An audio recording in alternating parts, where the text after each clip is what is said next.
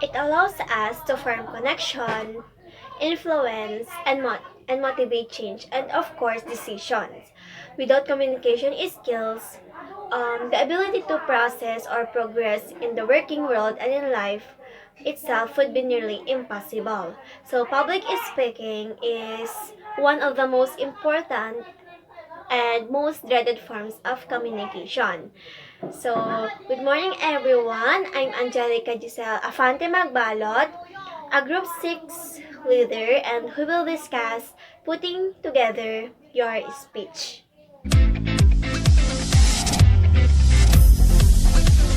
Let me discuss first about the lesson objectives of our topic. First is to identify what is speech. Before we will start, I will discuss first what is speech, its kind, and importance in our life. Second is to differentiate to differentiate the three basic parts of speech: the introduction, the body, and the conclusion. Number 3 is to evaluate how we organize a certain way in speech. And number 4 is to study the two studies of Lucas, which is the organized and scrambled. And number 5 is applying learning and thinking skills. We will not only discuss it, but we will try to elaborate you how to put it in our daily life. As is to reflect on your learning on putting together your speech. There is a reflection in the end of this topic. Now, let me begin our discussion. Putting together your speech. First of all, what is speech? Alamin muna natin kung ano ba talaga yung speech and dulot nito sa mga estudyante or to every individual na lang. Speech is the way that people used to communicate to and transmit message orally and or verbally. It can be interpersonal, where you can talk with the other people, or something na public, mass communication na kung saan matatakal natin later on. So, speech is the expression or the ability to express thoughts and feelings by articulate sounds. And every speech, there is a context wherein context is important because it helps you to connect and create a relationship with the reader. It helps you to communicate your point of view clearly and making it easier to understand na kung saan it allows you and others to be more creative. So, yung context is critical na kung saan because it tells you, the receiver, what importance to place or something, that what assumptions to draw or not about message, and simply context means circumstances forming a background of an event, idea, or even a statement in such a way as to enable readers to understand that narrative or a literary piece ay naiintindihan ng bawat reader or mga listener. Kumbaga, sa ulam, ang asin, yun yung pinaka-content or context, that serve as a spice, something like that. It is necessary in writing to provide information, new concepts, and words to develop thoughts, and that piece of information is the context, and that is all about the speech. In writing an essay, you need to follow the structures that has been handed down unto you, or as the convention of the genre. Something like, how do I know what I think until I see what I say? Something like that. And that structure contains three basic parts. The introduction, the body, and the conclusion. And your speech will basically follow this structure that can be discussed by Ate Rosemary Iglamo.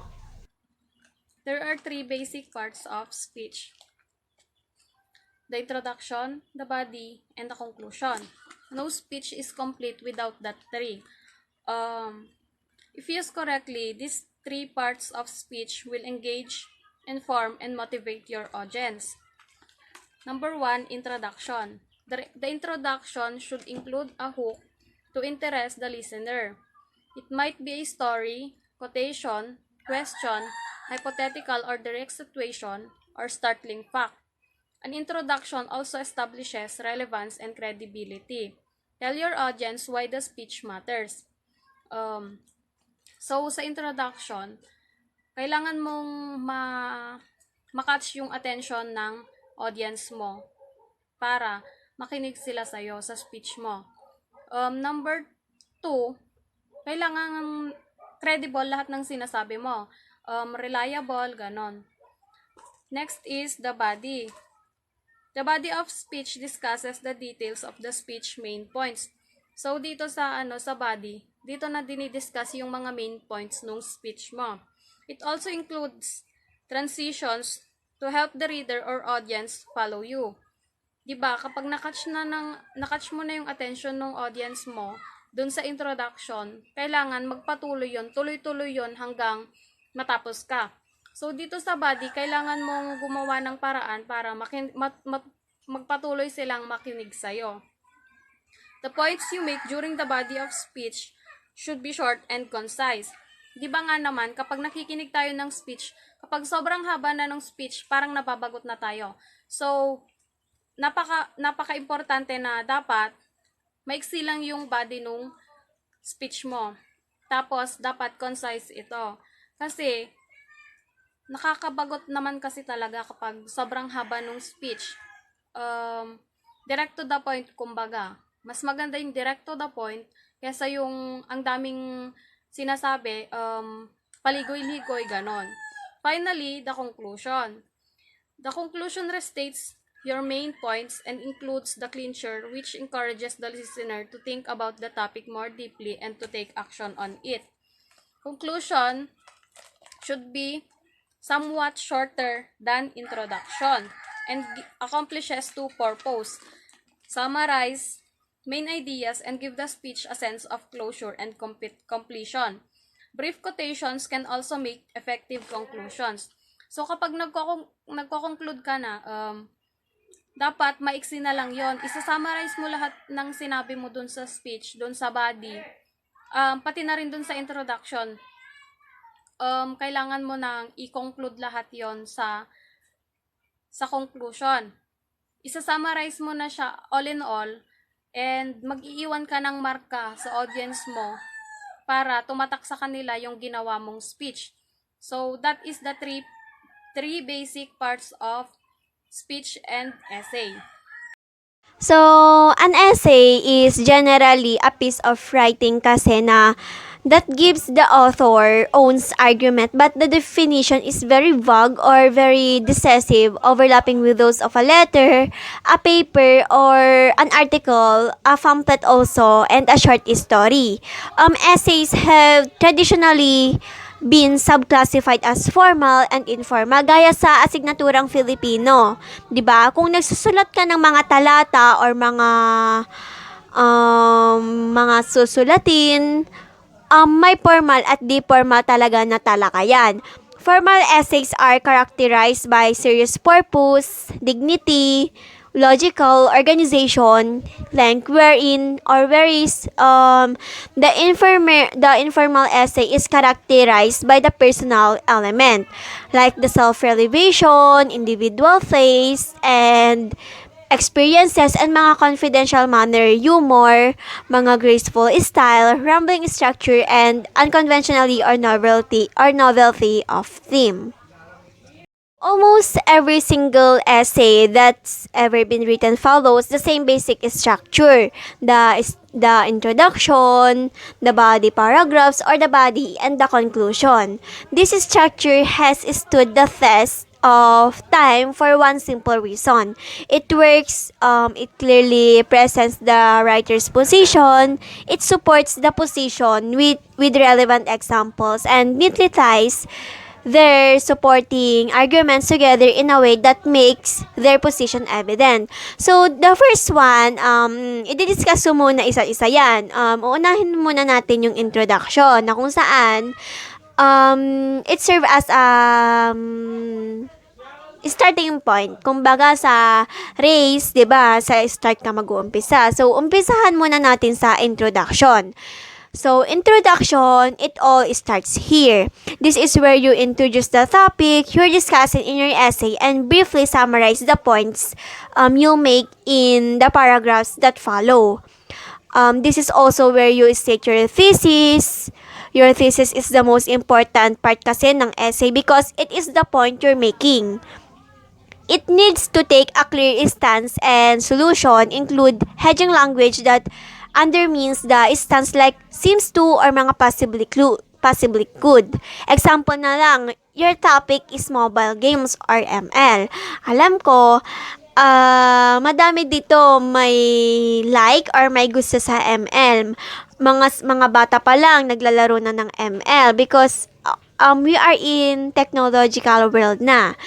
Example, your topic is ML. Your introduction can be a phrase, a statement, paragraph, or quotation, or even a question. So, yun nga, sa ML tayo. Like, keep it up until you are as brilliant as me. I will drive the darkness. We can do it na sinabi ata ni Laila. Laila ba yun? If I am not mistaken. An easy way to write your thesis statement is to think of it as summary of your essay. Your thesis makes and summarize your essay points in one concise sentence. When you proofread your finished essay, make sure na your thesis is clearly stated in your introduction. Dapat naka-state siya sa introduction paragraph nyo. If it is not clear, go back and write a definitive thesis statement. Just go and go lang. Kapag hindi siya na-approve, just go and go lang. Huwag ka titigil. As long as you have that passion na mag-write, dapat pursue it. Then, next is yung body paragraphs or short-term body. Or short-term niya is body. Your essay's body paragraphs are where you support your thesis statement with facts and evidence. Each body paragraph should focus on one supporting arguments. Dapat nakasupport siya sa mga thesis arguments mo or thesis statement with facts and evidence. Each body paragraph should focus on one supporting argument for your thesis by discussing mga related idea or related data, mga content or events. Kumbaga, sa church, ito na yung gospel or good news na ipipreach ni pastor or pare or mga other missionaries. If you are not sure whether you should include a specific point or detail in your body paragraph, refer back to your thesis statement, and if the details support your thesis, it should be in your essay. If it doesn't, leave it out. Your thesis statement is the core of your basic essay structure. So, everything else in the essay needs to relate to it in some way. Hindi lang siya basta-basta pagsusulat or pagsasabi. Pero need nyo ng connectivity sa mga leaders or para yung flow is maayos and logically.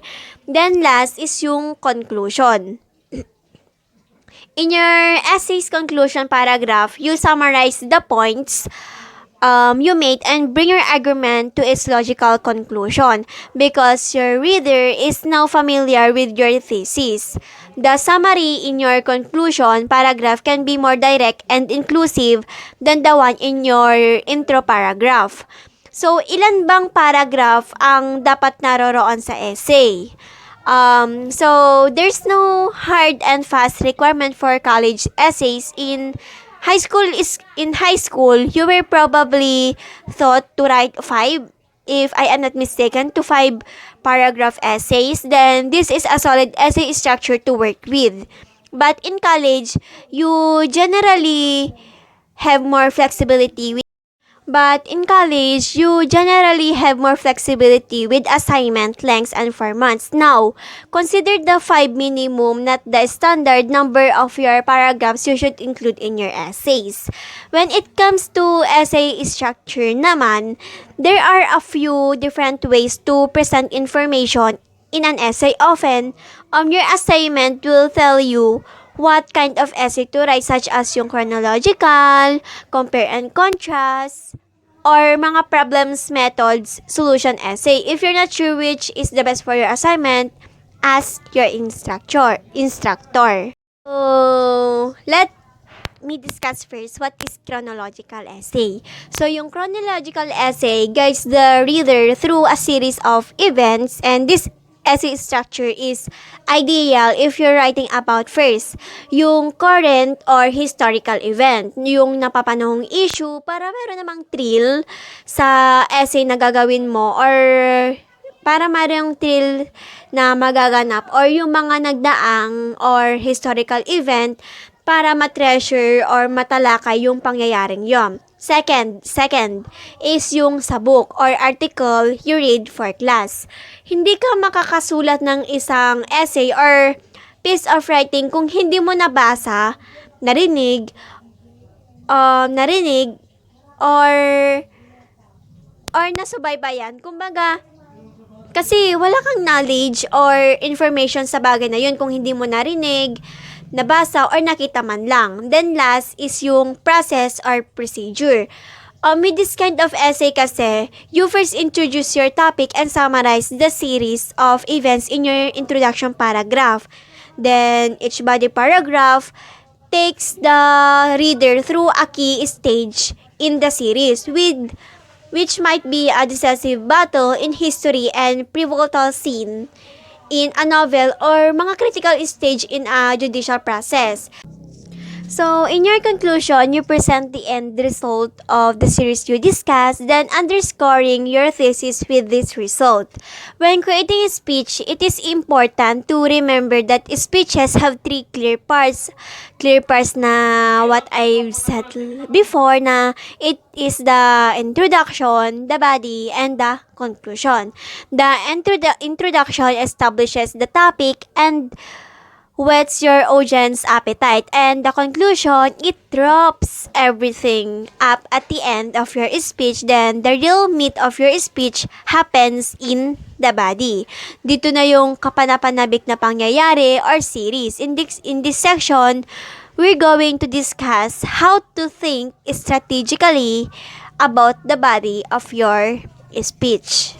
We like the word strategic because it refers to determining what is important to the overall plan or purpose of your speech. Too often, new speakers kasi just throw information together and stand up and start speaking. When that happens, audience members are left confused, and the reason for the speech may get lost. To avoid being seen as disorganized, we want you to start thinking critically about the organization of your speech. Just think before you click, ika nga. In this section, we will discuss how to take your speech from a specific purpose to creating the main points of your speech. I am Sheila May Igla mo, EED 1F. Organization. Without it, your speech is most likely confused and bore your audience. So when we are having our speech, we must make sure na it is organized. Kasi what will happen if it's not? Diba it can lead confusions to our audience, and most likely they will no longer listen to you because they are already bored. Hindi na sila makikinig sa'yo kasi nabobore na sila kung walang organization yung speech mo, kung walang patutunguhan. Structure. Organization is structure. Dapat when we are having our speech, dapat maayos. Kung yung speech ba ay hindi okay, yung flow, masasabi ba natin na organize yun? 'Di ba po hindi? So, kung gusto mong makinig sa'yo yung audience mo, you should make sure na organize yung speech mo. At yung flow niya dapat maayos, hindi yung kung saan-saan napupunta yung sinasabi mo na wala namang connection sa topic. Readable and easily to be understood, your speech must organize in a certain way. Organization kasi, it is crucial. Without it, your speech will get lost, likely confuse and bore your audience. So, organization is structure. Sabi nga ni Christina Scalis na organization isn't about perfection. It's about efficiency, reducing, and stress and clutter, saving the time and money, and improving your overall quality of life. Sabi nga, life isn't about making an income. It's making an impact. So, ayan nga. Organization in writing is how ideas are presented. Typically, organization refers to the larger parts of a piece of writing, although it is also refers to how paragraphs and sentences are written. The flows of a piece of writing affects how readers interpret ideas. An organized essay is clear, focus. Meron siyang focus. Meron siyang one thing na nakafocus lang siya. Hindi siya yung paiba-iba yung takbo. Yung mga ibang writer kasi na iba-iba na yung iniikutan ng idea or information. It also logical and also effective. The organization make it easier to understand the thesis. When all the parts of an essay are in some sort of order, it is both easier for the writer to put the essay together and for the reader to understand the main ideas presented in the essay. Just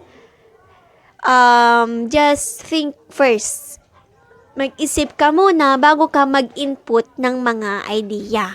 Gaya na lamang sa pagre-report ng mga reporter sa TV, di ba? Hindi lang sila basta salita ng salita dyan, pero they are magi-investigate muna sila before na mag-writing down sila ng mga input para sasabihin nila sa mamamayan in order na para maging updated tayo sa society natin.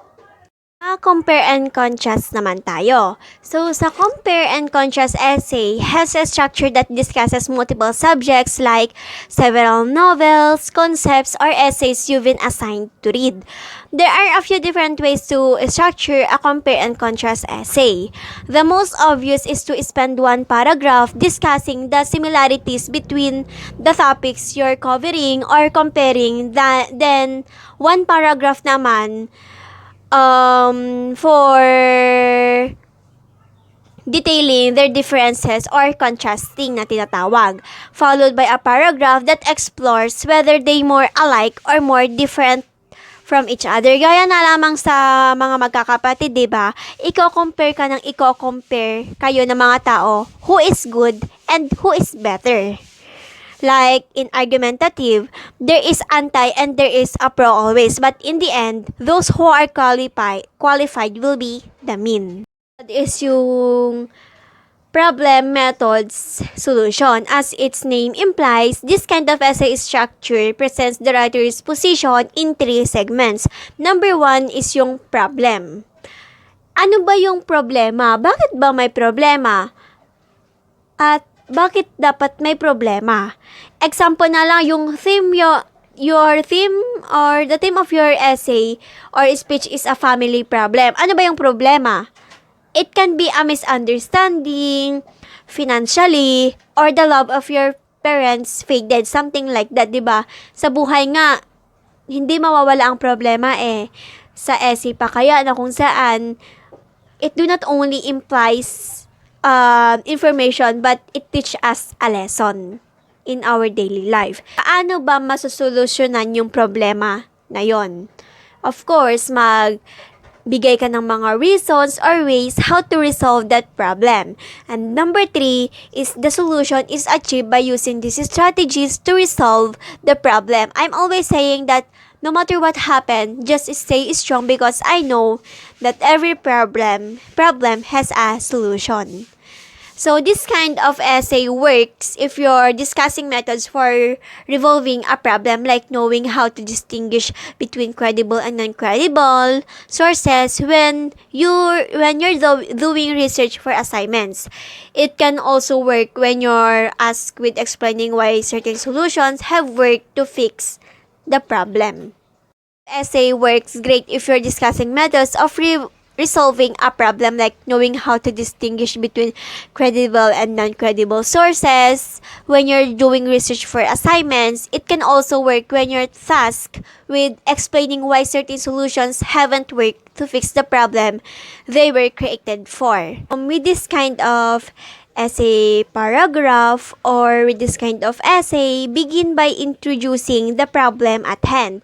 In the subsequent body paragraphs, cover possible methods of resolving the problem and discussing how each is suited to fixing the problem and potential challenges that can arise with each. You can certainly state which you think is the best choice. That could even be your thesis statement or in your speech. In your conclusion paragraph, summarize the problem again and the desired resolution, and endorsing your method of choice if meron ka pang ibang choice. In this kind of essay, you can also include a call to action in your final paragraph. A call to action is a direct order for the reader to take a specific action, like call your congressperson today and tell them to vote no, or visit Grammarly, something like that, or to add exchange or to add grammar potential ability. Kasi hindi maiiwasan yung mag-wrong grammar, mag-wrong grammar, especially kung hindi ka gaano kabihasa sa language na gagamitin nyo or mo. With the basic essay structure down, you can get to writing.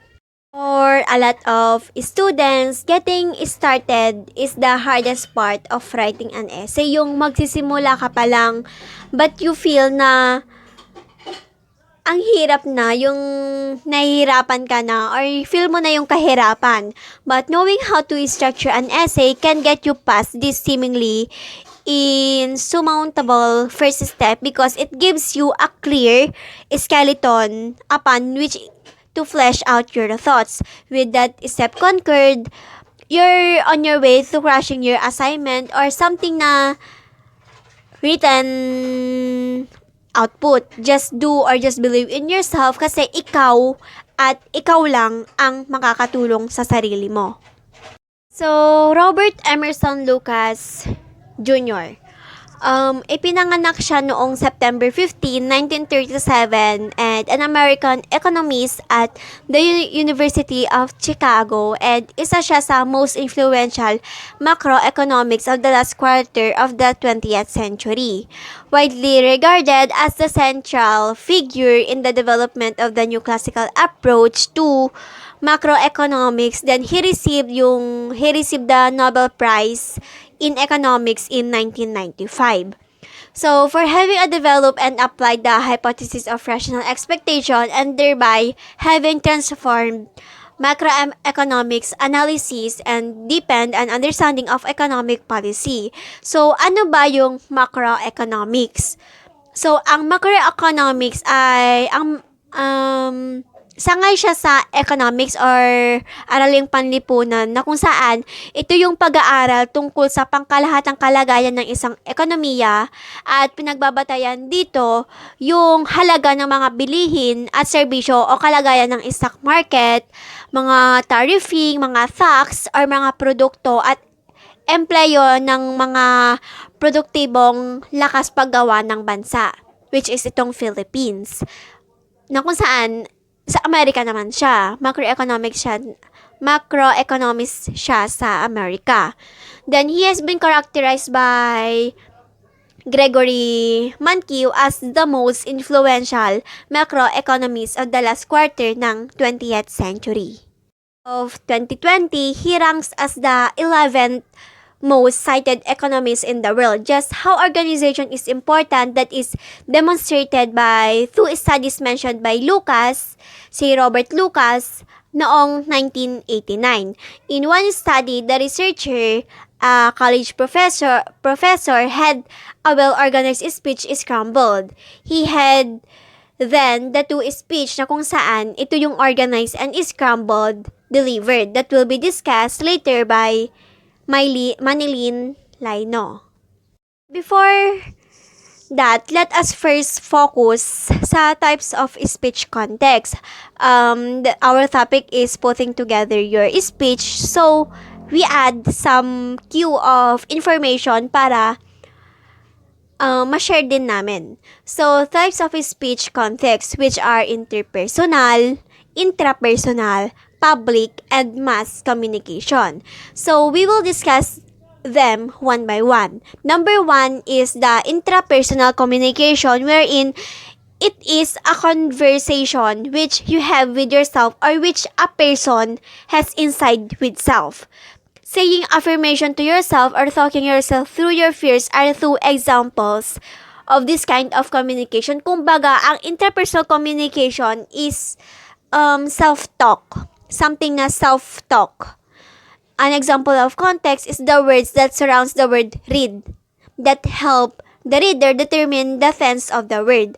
An example of context is yung history surrounding the story of Shakespeare ni King Henry IV kung nabasa nyo na po yan. For I am a reader kasi, I love books so that I read that and I'm advising na just read it.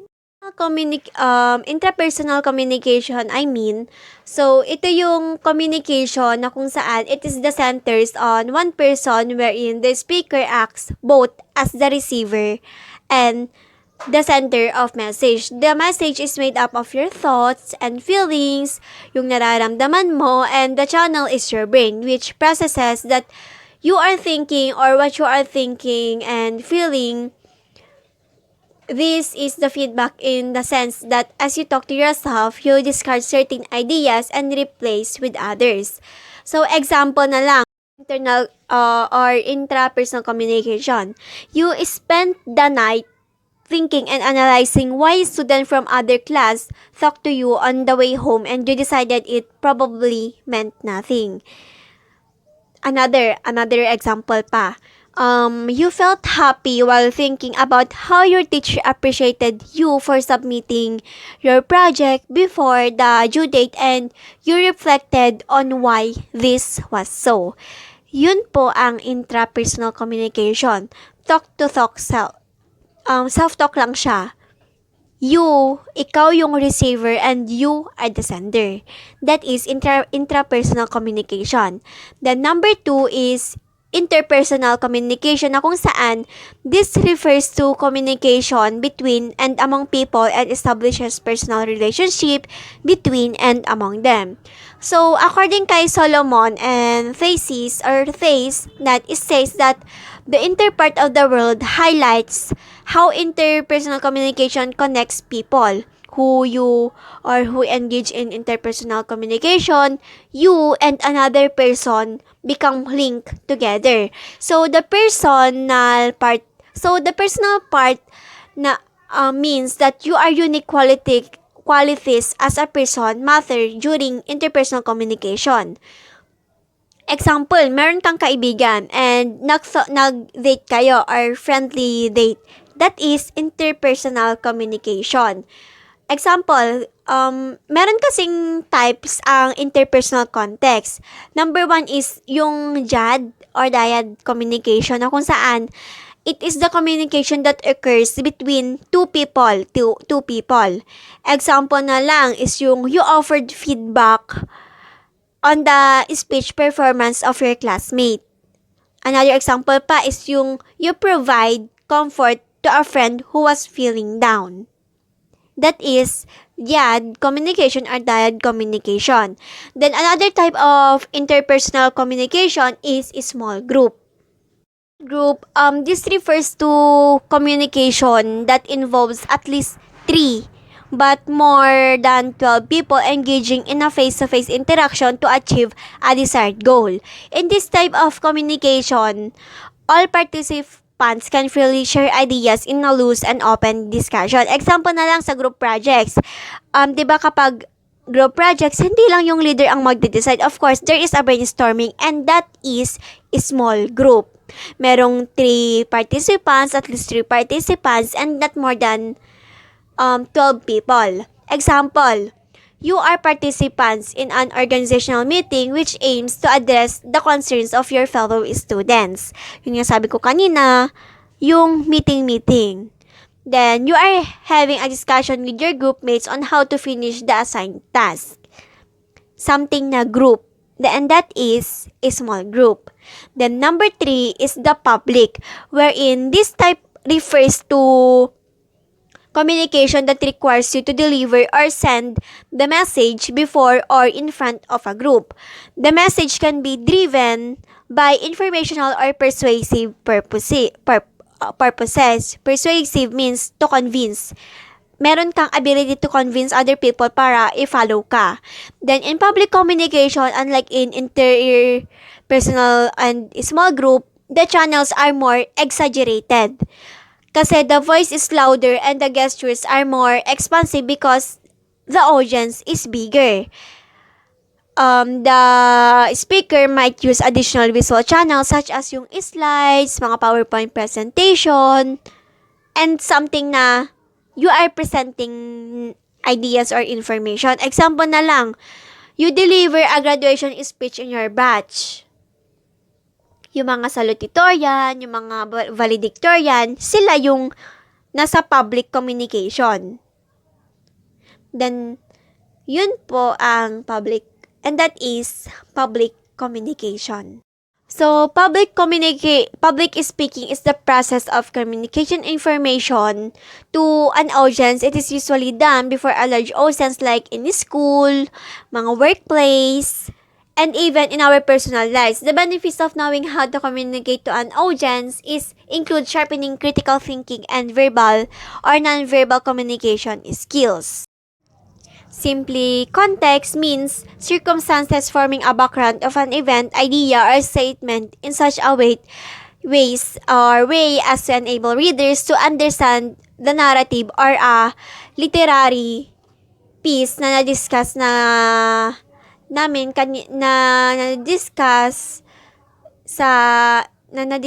ng Purposive Communication Advisor natin na si Ma'am Shan. It is necessary in writing to provide information na it is called context, na kung saan ang situational context kasi it refers to the reason why you're speaking. Bakit ka ba nagsasalita? Think of a situational context na as the event itself, while yung environmental context naman na tinatawag nila na it refers to physical space and time in which you speak. So, yung environmental context or context itself, kailangan siya sa public communication, wherein think of environmental context as the time and venue of the event, kung sa school ba, outside the campus, or in the house or somewhere. So, a speech style is also important in public communication. According kay Martin Juice noong 1976 na a linguist and German professor, na the level of formality like the sona or yung form ng language that the speaker utilizes which is characterized by the level of formality like yung sona or State of the Nation address is characterized by the level of formality, or hindi lang siya basta-basta kundi nasa formal level siya. And example pa is yung speaking extemporaneously, yung speaking impromptu or off the cuff, and yung pagde-deliver ng reports. And that is public communication. There are 7 elements that are listed as speakers, messages, channels, listeners, feedback, interference, and situation, and are expressed in assignment writing services. FYI, or for your information, the father of public speaking is Aristotle. I know you know who is Aristotle is, and not all human has the capacity to speak, but how do you begin a speech? paano ka ba magsimula mag-speech? So, here are the 7 effective methods to open a speech or presentation. Magbibigay rin po kami ng 7 methods paano ka ba mag-open ng speech or sa presentation para na rin matuto ka and to boost your self-confidence. So, number 1 is quote or quotation. Opening with a relevant quote, you can help set the tone of the set of your speech. Example na lang yung YOLO, you only live once. Kapag kasi quote, una pa lang, ang laki na ng impact niyan sa audience. And I believe in that. Number 2 is what if scenario. Immediately drawing your audience into your speech works wonders. Number 3, imagine scenario. Dito natatakbo yung imagination mo, imagining what will be the outcome or the consequences of your theme or topic. Number 4, question. It plays a crucial part sa isang speech or essay kasi dito mag-iiwan ng something na dadalhin kahit saan ng audience. Like, who am I? Or, who you nga ba talaga? Something na madadala ng audience mo kahit saan siya magpunta. The number 5 is silence. I believe na silence is the best weapon. Words can never explain everything, but silence never fail to mean something. Number 6 is yung statistic. This is the most crucial or exciting part ng speech kasi dito mo malalaman yung sagot sa bawat problem or statement na tinatalakay mo. Just what I've said before na every problem has a solution. Then number 7, our last methods of how to open your speech is powerful statement or phrase. Mag-iwan ka ng powerful phrase na madadala ng audience mo kahit saan sila magpunta. Like, time is gold, memories are too precious, so cherish them, or something that is based or related sa topic mo. Dito sa part na ito, malalaman na yung mga sagot at masasabi mo na lang sa sarili mo na, ay, ito pala yun, ganito pala yun. Something like that na mag-powerful or something na powerful sa puso mo, hindi lang sa isip mo pero sa puso mo. Powerful statement na kung saan it plays a very important in our life. And that is the 7 method on how to open your speech. Type of speech context is yung mass communication. Mass communication, this refers to communication that takes place through television, mga radio, newspaper, mga editorial writing, or magazines, books, mga billboards, internet, and other types of media. Example, you are a student journalist, articulating your stand on current issues through the school newspaper. Like sila Atom Arroyo, yun po ang mass communication. And that is the types of speech context, the intrapersonal, interpersonal, public, and mass communication. Speech is, or the ability is vital for speech making. Listeners demands coherence na kung saan yung mga listeners sila po yung audience itself. Wherein coherence is something logical or consistent and something that makes sense as a whole. So, example ng coherence is yung argument that has no inconsistencies. They have little patience with speakers who bounce widely from idea to idea. Keep in mind that listeners unlike readers, but before that, let's differentiate the readers and listeners. So, have you ever thought that about what the difference between the two is? So, unahin mo natin yung readers. So, a readers is someone who learns easily from reading from things like articles, mga textbooks, mga audios, CDs, or presentation, or something na mga PowerPoint or mga slides. While yung listener learns from hearing things like lectures, mga audio CDs, mga presentations, and hearing is papasok sa sa isang tenga and lalabas din sa isang tenga. Yun po yung hearing. If you do not know what you are if you do not know what you are pay attention to how you perform in a class, can you remember a lecture better when you read your professor PowerPoint? 'Di ba hindi? Are you able to remember little details from a lecture 4 to 5 hours after class by just listening? Once you identify what you gravitate towards, play to your strengths. Takes diligent notes and reviews them after class. While yung listeners, they are just attentively listen to you to your professors or to your professor's lecture, then they try to record the lecture for later as well. Keep in mind that listeners, unlike readers, cannot flip back to a previous page if they trouble grasping a speaker's idea. In this respect, a speech is much like a movie. Just as director, di ba? They must guarantee that viewers can follow the plot of a film from beginning to an end. This requires that speeches be organized strategically. They should be put together in particular ways to achieve results with particular audiences.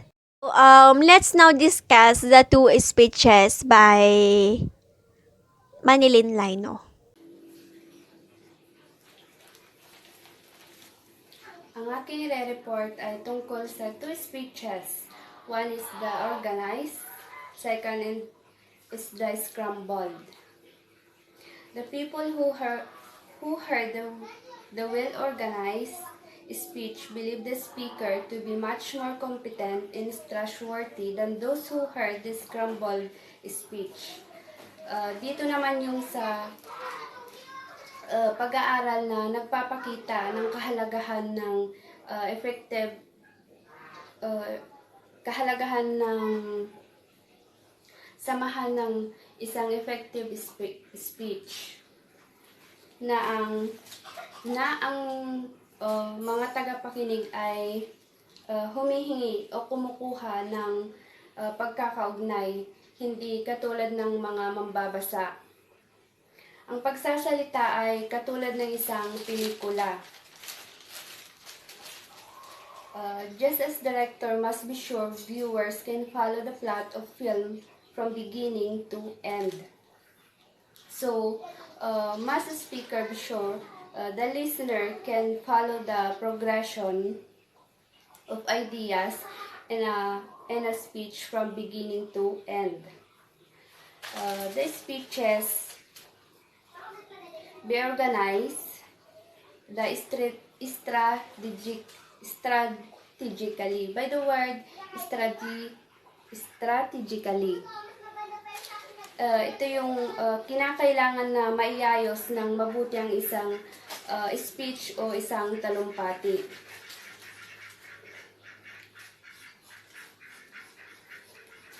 These should be put together in particular ways to achieve the particular result with particular audiences. Speech organization is very important for other reason as well. It is closely connected to a critical thinking. Konektado din ito sa ating critical na pag-iisip. Ang paggamit ng isang malinaw o the specific na paraan ng pagsasalita na nakaayos ay maaring magpalakas ng ating tiwala bilang tagapagsalita at mapabuti ang ating kakayahang maghatid ng isang mensahe ng maayos. The first step in developing a strong sense of speech organization is to gain command from three basic parts of speech. The one is the introduction, second is the body, and third is the conclusion. In the strategic role of each. There are good reasons for talking first about the body of speech. The body is the longest and most important part also. You will usually prepare the body first. The body, the body is the longest and most important. Ito yung isang pinaka-importante sa isang speech. It is easier to create an effective introduction after you know exactly what you will say in the body. Essay is commonly used as a literary criticism, political manifestos, learned arguments, observations of daily life, for recollections, for retreats, for field trip, um or something na reflections of the author. Almost all modern essays are written in prose, but works in verse have been dubbed essays. So, yung essay have become a major part of formal education, while yung secondary students are taught structured essay formats to improve their writing skills. Yung admission essays are often used by universities in selecting applicants, and in humanities naman, and social scientists, essays are often used as a way of assessing the performance of students during their final exams. So the concept of an essay has been extended to other media beyond styles and focuses more than the evolution. Kung sa tao may evolution, sa essay din may evolution. Na kung saan it has been extended to other media beyond writing. A film essay is a movie na kung saan it often incorporates documentary filmmaking styles and focuses more on the evolution of a theme or idea. So, yung photographic essay, it covers a topic with a linked series of photographs that may have accompanying text or captions. That is just an information based sa two speeches na discuss ni Mami Manilin Line, no?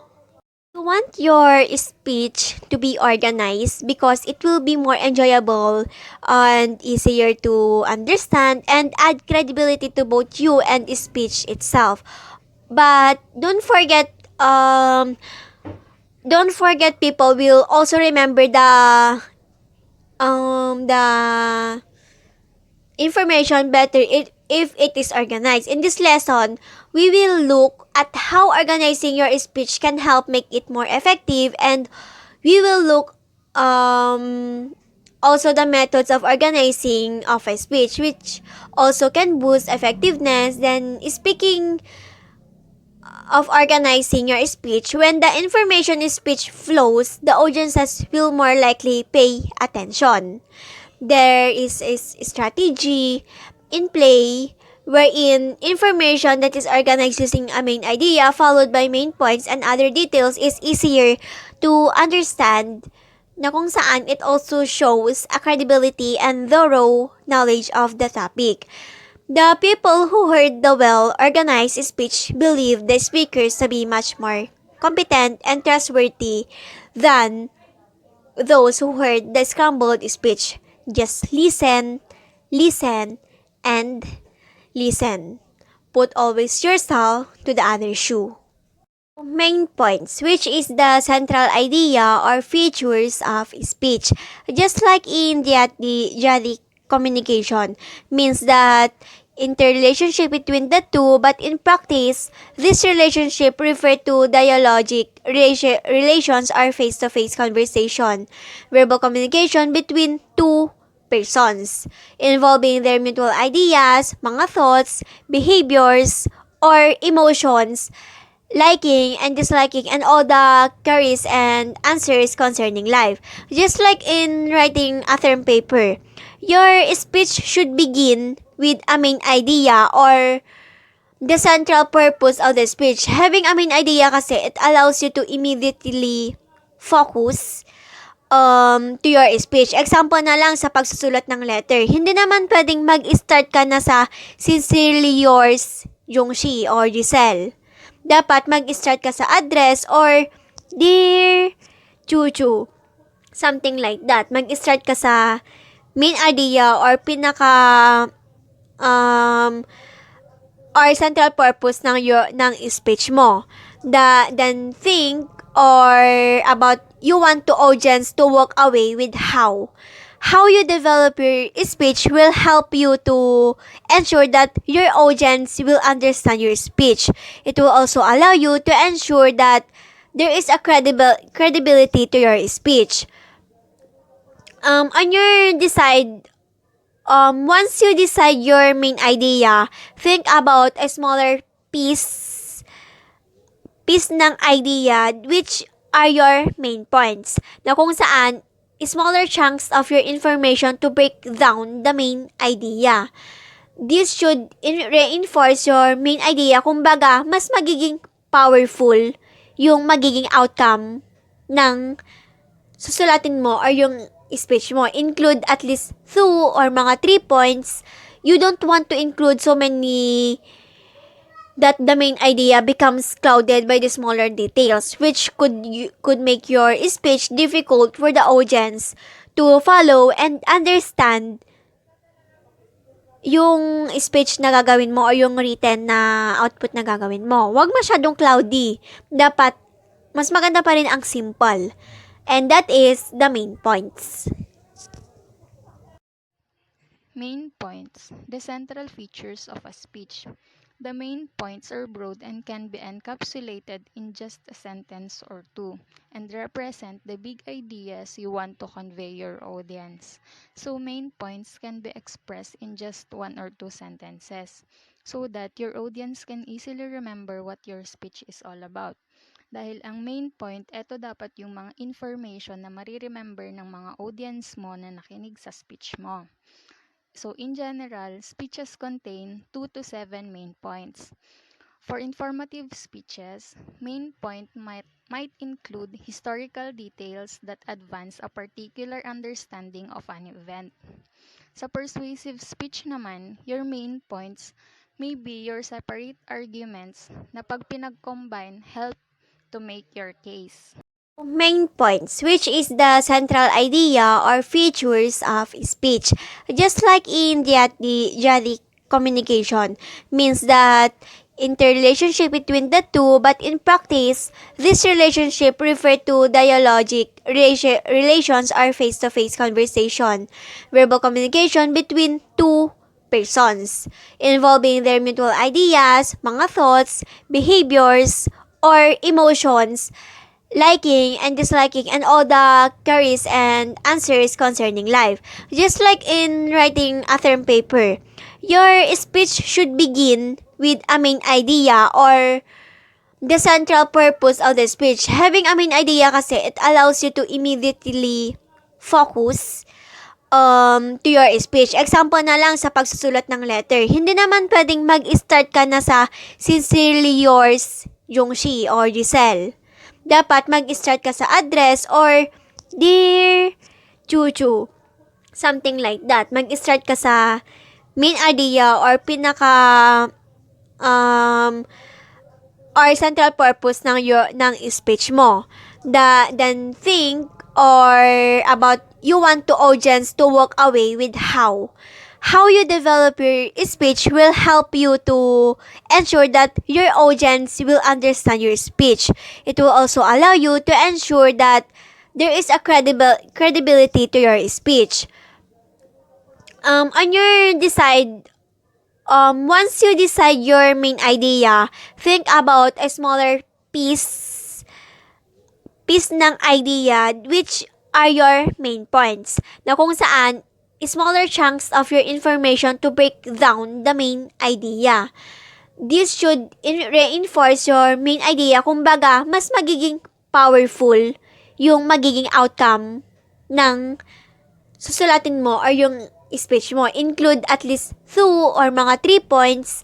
You don't want to include so many that the main idea becomes clouded by the smaller details, which could make your speech difficult for the audience to follow and understand yung speech na gagawin mo or yung written na output na gagawin mo. Huwag masyadong cloudy. Dapat, mas maganda pa rin ang simple. And that is the main points. For a speech with information as your purpose, you can have the following main points that will be discussed by Ate Sheila May Iglamo. For a speech with information as your purpose, you can have the following main points. Specific purpose: to inform any audience of the uses of computer graphic cards.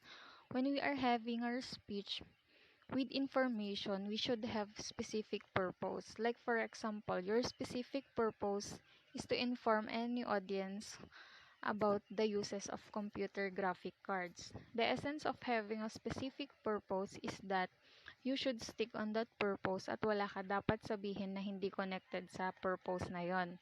Dapat dun ka lang. What you are going to say on your speech must be all about the uses of computer graphic cards. General idea. The important uses of graphic cards are to boost performance of computers and increase the effectiveness and efficiency of cryptocurrency mining. So, ang general idea, ito yung main point or main idea ng isang speech. Dito umiikot yung speech. Like for example, your general idea is the important uses of graphic cards to boost performance of computers and increase the effectiveness and efficiency of cryptocurrency mining. So, yung speech mo is iikot lang dapat doon.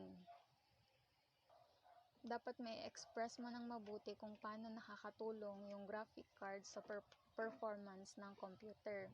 So, ang graphic cards are used to play games and to do designing by using lots of attractive features and to make effective projects.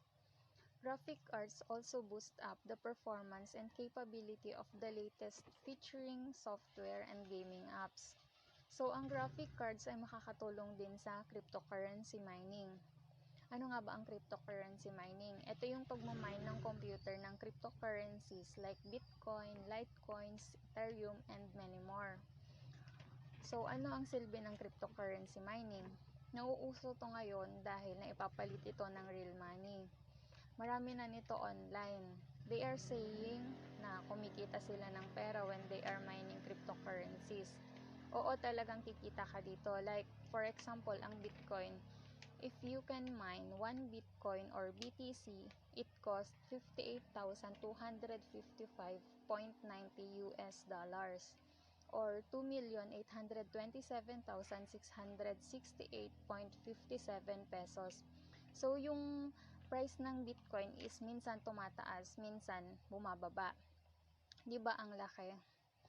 So, they are making other ways para mas mapabilis yung pagmamine nito.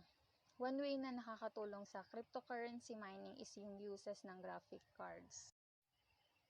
Main points. Graphic cards are used to boost the performance of computers for dedicated applications. So, ang main point of any speech are the key pieces of information contained within the presentation. So, ang main points, ito yung kung ano dapat yung ma-remember ng mga audience mo when you talk. Example is the graphic cards are used to boost performance of computers for dedicated applications. So, yung graphic cards ay ginagamit para ma-boost or ma-improve yung performance ng computer, like for gamings and more. Number 2, graphic cards are used to mine cryptocurrencies. So, yung number 2 main point is yung graphic cards are used to mine cryptocurrencies. Graphic cards can boost or napapabilis niya yung pagmamine ng mga cryptocurrency.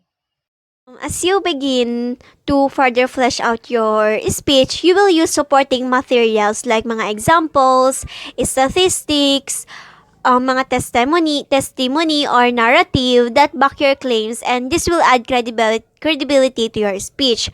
Sounds easy enough, but now let's look at a few methods for organizing a speech. So, ano ba yung mga methods ng pag-organize ng mga information?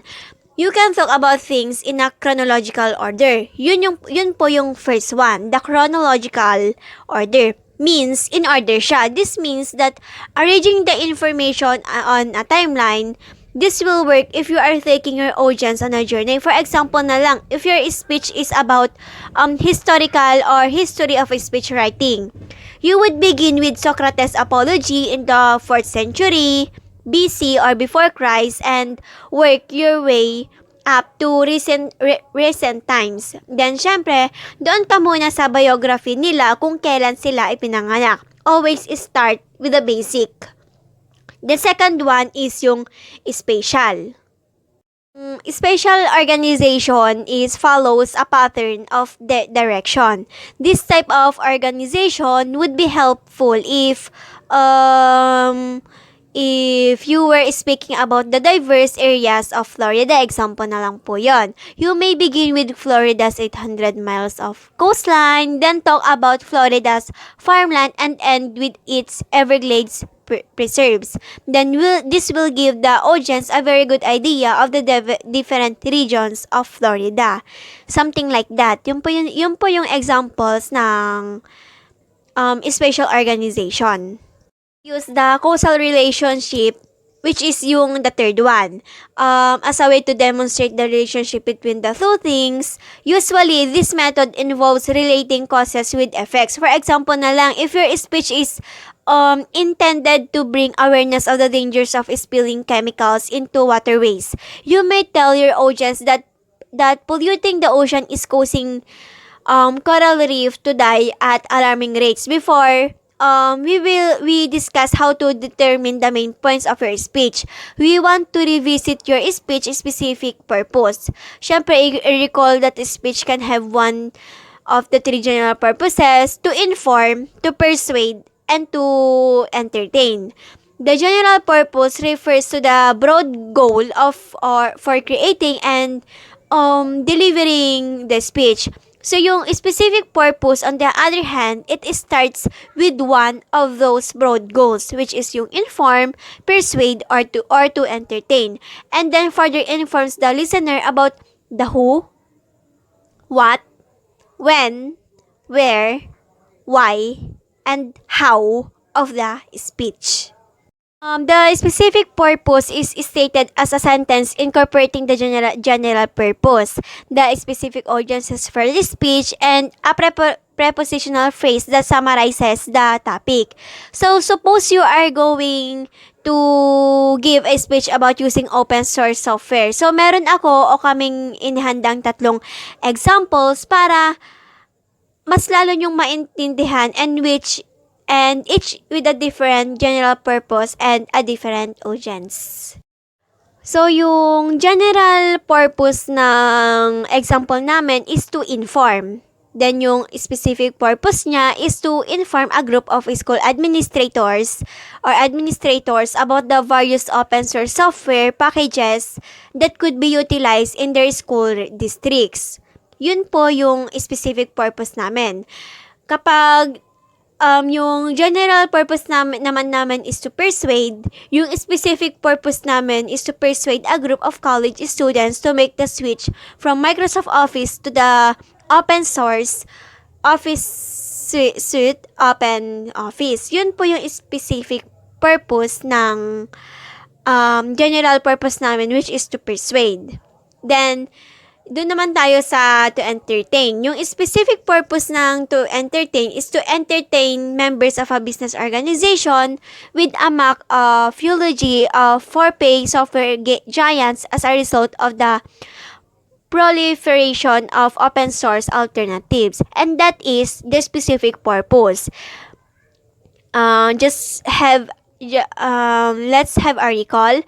We have a general purpose, which is the inform, persuade, and to entertain. And its specific purpose is based on the three. Each of these three examples, you'll notice that the general topic is the same, open source software, but the specific purpose is nagkaiba-iba na or naging different na sila sa isa't isa because this speech has a different general purpose and a different audience.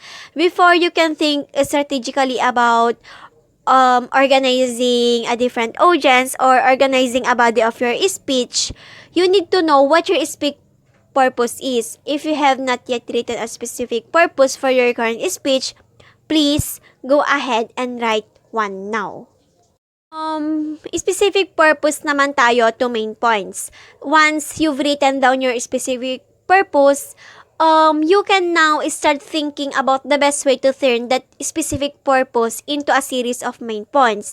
Main points kasi are the key ideas you present to enable your speech to accomplish its specific purpose. So in this section, we're going to discuss how to determine the main points and how to organize those main points into a coherent and strategic speech. Or how many points do I need or ilan ba o dapat na main points ang magagamit or kakailanganin? While there is no magic number for how many points a speech should have, speech expert or yung mga writers na expert generally agree that the fewer the number of main points are the better. The simple is the better. First and foremost, experts on the subject of memory have consistently shown that people don't tend to remember very much after they listen to a message or leave a conversation. Memory models and the measurement of listening, while many different factors can affect a listener's ability to retain information after a speech. How the speech is organized is an important part of that process. So, yung experimental processes naman, it's a study of the effects of speech organization upon attitudes of the college students. An experimental investigation of the relative effectiveness of organizational structure in oral communication. For the speeches, you will be delivering in a typical public speaking class. You will usually have just 2 or mga 3 points para your speech is less than 3 minutes long. Then 2 main points will probably work best. If your speech is between 3 and 10 minutes in length, then it makes more sense to use 3 points. So you may be wondering why we are recommending only 2 or 3 main points siguro, pero bakit mas nire-recommend namin ang 2 to 3 na points lang? The reason comes straight out of the research on listening. According to Francois kasi, according to my research, people are more likely to remember information that is meaningful, useful, or and of interest to them, different or unique, organized, visual, and simple kapag 2 to 3 main points lang. Excuse me. So, yung 2 to 3 main points are much easier for listeners to remember than 10 or mga 5 main points. In addition, if you have 2 to 3 main points, ako, kapag meron kang 3 to 4 main points, you'll be able to develop each one with examples, statistics, or other forms of support. Including support for each point will make your speech more interesting and more memorable sa mga audience. Like yung mga listeners, mga readers, sila po yung mga audience. Magiging memorable ito para sa mga audience. Naman is yung paano mag-narrowing down ng mga main points. When you write your specific purpose and review the research you have done on your topic, tapos ka na sa topic mo, you will probably find yourself thinking of quite a few points that you'd like to make in your speech. But whether that's the case or not, we recommend that taking a few minutes to brainstorm and develop a list of points it can make you better. In brainstorming kasi, your goal is simply to think of as many different points as you can, not to judge how valuable or important they are. What information does your audience need to know to understand your topic? Or what information does your speech need to convey to accomplish its specific purpose? So, we need to consider itong mga following example para ma-take down notes and para it can be a lesson in your journey as a writer or as a speech writer. nag-narrow kami ng mga examples. I hope this could make you to be a better writer. Yung specific purpose na ginawa ko is to inform a group of school administrator about the various open source software packages that could be utilized in their school district. While yung brainstorming list of points ng mga students, it could be, of course, defined kung brainstorming list of points ng mga estudyante naman or nagtala lang kami ng mga possible brainstorming list of points. It could be, they can define the open source software. Ano ba yung open source software? It could be, pwede din i-define nila kung ano ba yung kung ano ba yung educational software. They can also list and describe the software commonly used by school district, explain yung mga advantage and disadvantages ng pag-use ng mga open source software, then, syempre, i-review din nila yung history ng open source software. Kung ano ba yung importance niya, something like that. Notice that in the preceding list, the number of sub-points under each of the 3 main points is a little disjointed or topics don't go together clearly, but that's alright. Remember that these are just general ideas at this point. It's also important to remember that there is often more than one way to organize a speech, and some of these points could be left out and others develop more fully depending on the purpose or sa audience. We'll develop the preceding main points more fully in a moment. So, helpful hints for preparing your main points. Now that we've discussed how to take a specific purpose and turn it into a series of main points, so here are the helpful hints, key points, para makakreate ka ng main points mo. Notice that the first and third main points are statements, but the second one is a question. Basically, we have an example here of main points that are not parallel in structure. You could fix this in one of two ways, or you could make them all question what are some common school district software programs, or what is open source software nga ba talaga, and what are some specific open software packages that may appropriate for this school administrators to consider. You could also consider turn them all into statements. Example, school districts use software in their operations, define and describe open source software, and name some specific open source software packages that may be appropriate for these school administrators to consider. So, either of these changes will make the grammatical structure of the main points parallel. Since natapos na tayo sa ibang structure na dapat gawin, ngayon alamin naman natin how to maintain logical flow of main points sa speech or essay na gagawin. You to just think logically about the flow of your main points. When you look at your main points, can you see them as progressive?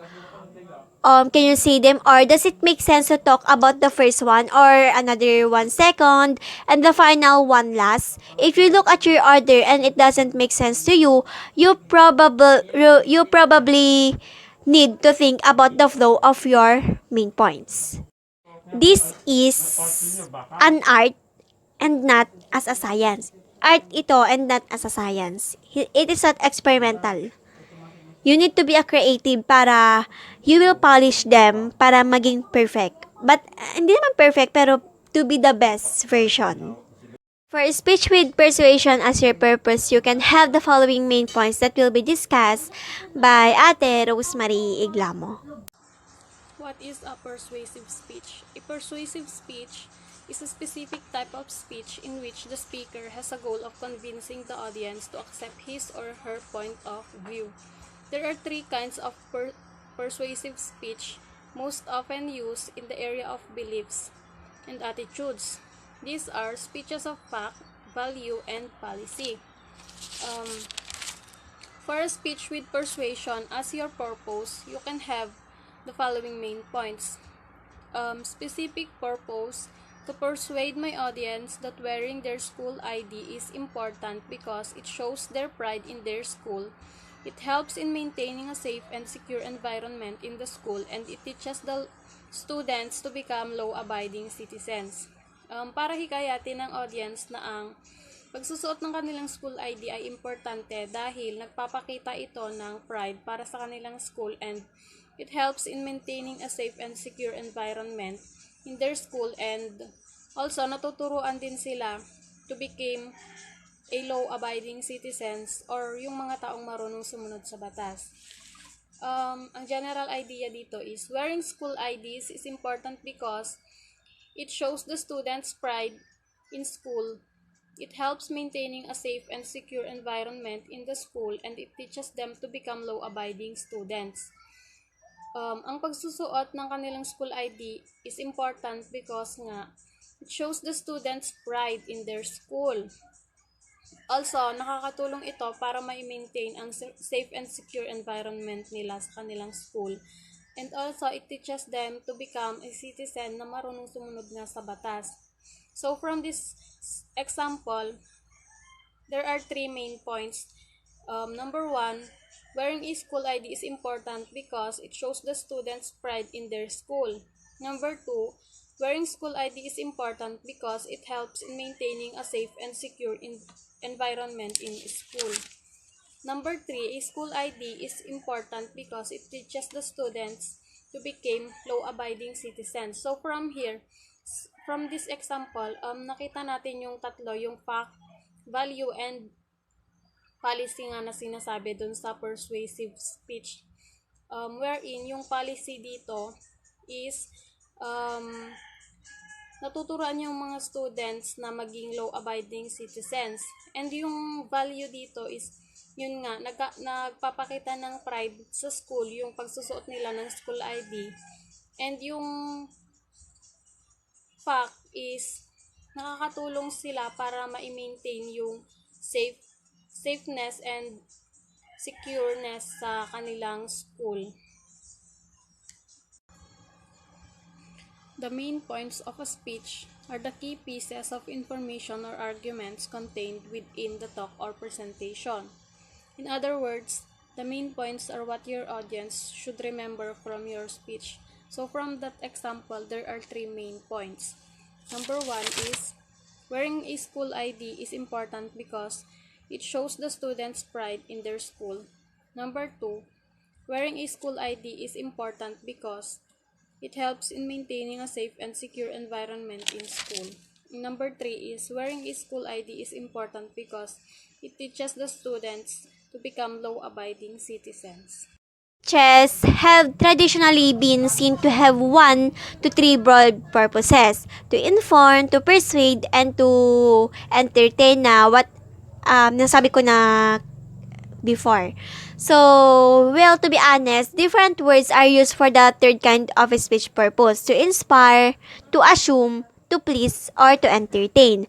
The general purpose of any speech will be either to inform, motivate, or persuade or entertain your audience. As soon as you know the general purpose of your speech, you can develop a specific purpose statement, what the speaker will accomplish.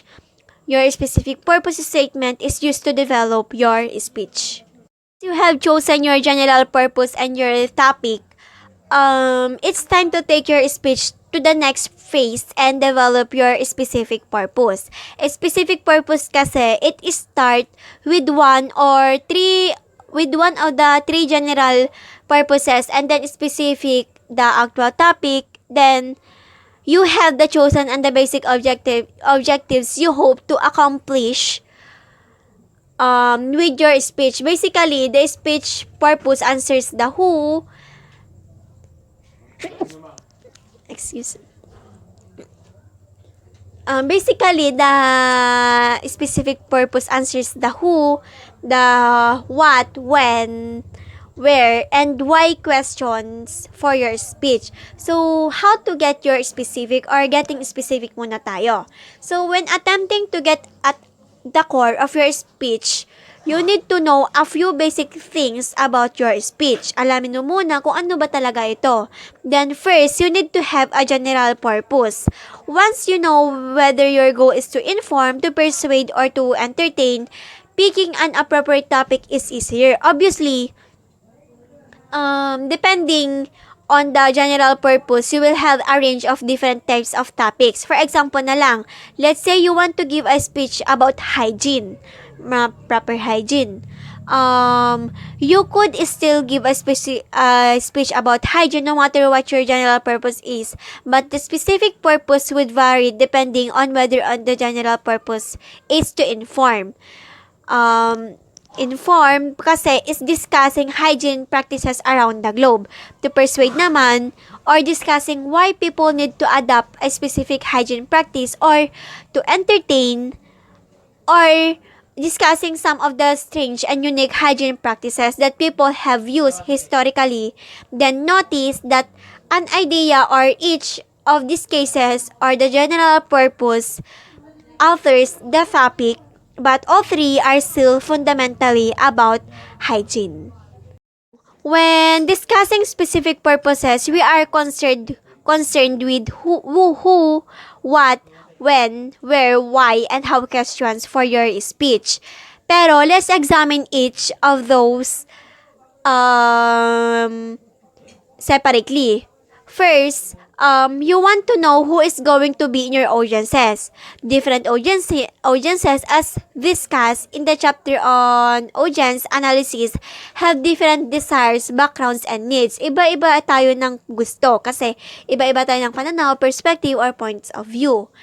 Keeping your audience first and foremost in your thoughts when choosing a specific purpose will increase the likelihood that your audience will find your speech meaningful. Dapat kuhang-kuha mo yung kiliti nila. Second is what question, yung what na question. Or the basic description of your topic. When picking an effective topic kasi, you need to make sure that the topic is appropriate for a variety of constraints or limitations within a specific context. Naman tayo is you need to consider when your speech will be given. Different speeches kasi may be better for different times of the day. For example na lang, you are explaining the importance of eating breakfast and providing people with cereals bars. Maybe a great topic at mga 9 a.m. siguro, 9 a.m. But may not have the same impact if you're giving it at 4 p.m. Something like that. Number 4, you need to consider where your speech will be given. Are you giving a speech in front of the classroom, outside the campus, or are at the church o mga executive meeting? But depending on the location of your speech, different topics kasi may or may not be appropriate. Then last question is, you need to answer within your speech is why. Why does your audience need to hear your speech? Bakit kailangan nilang marinig yung speech mo? If your audience doesn't care about your specific purpose, they are less likely to attend to your speech. It is a topic that's a little more off the wall. You'll really need to think about why they should care. At yun po yung how to getting specific purposes. And the who, what, when, where, and why aspects of your topic, it's time to start creating your actual specific purpose. Then first, a specific purpose in its written form should be able short, mga declarative sentence lang that emphasizes the main points of your speech. So, meron din kaming hinandang basic tips for creating specific purposes. Now